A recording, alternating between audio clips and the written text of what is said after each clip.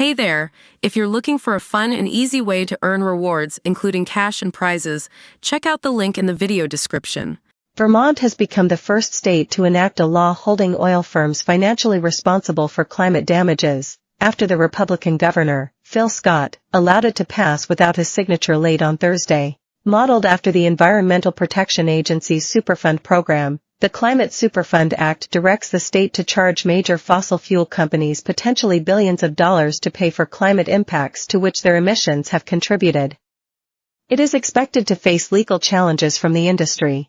Under the legislation, Vermont officials will have until January 2026 to assess the total costs to the state from greenhouse gases emitted between 1995 and 2024, including the impacts on public health, biodiversity, and economic development.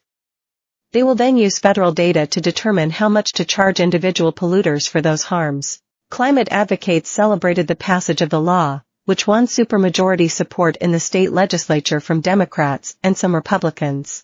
It's not every day you get to be part of something that's both historic and potentially game-changing for all the citizens of your state, Ben Edgerly-Walsh, an advocate at the Vermont Public Interest Research Group, said. Supporters hope the bill can serve as a model for the rest of the country as Maryland, Massachusetts, and New York are considering similar measures, and as federal lawmakers weigh proposals submitted by Senators Bernie Sanders and Chris Van Hollen.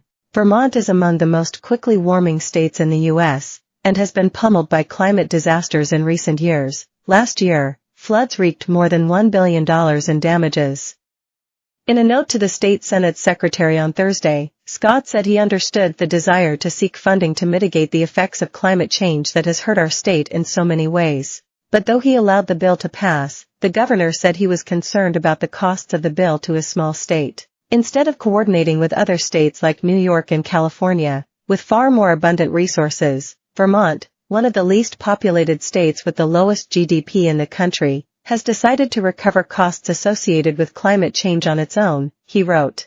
Edgerly-Walsh, however, said the legislature took steps to accommodate those concerns, including by adding funding for state agencies to manage implementation. He said Vermont could not afford to pay the absolutely enormous costs of the climate crisis itself.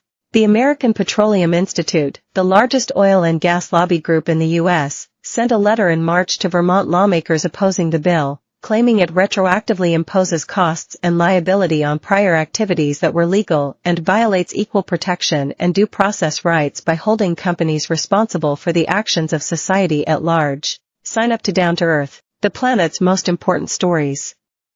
Get all the week's environment news, the good, the bad, and the essential. After newsletter promotion, advocates say they are prepared for the court battles ahead. We know that Big Oil will fight this in the courts, said Martin Lalonde, chair of the state's House Judiciary Committee.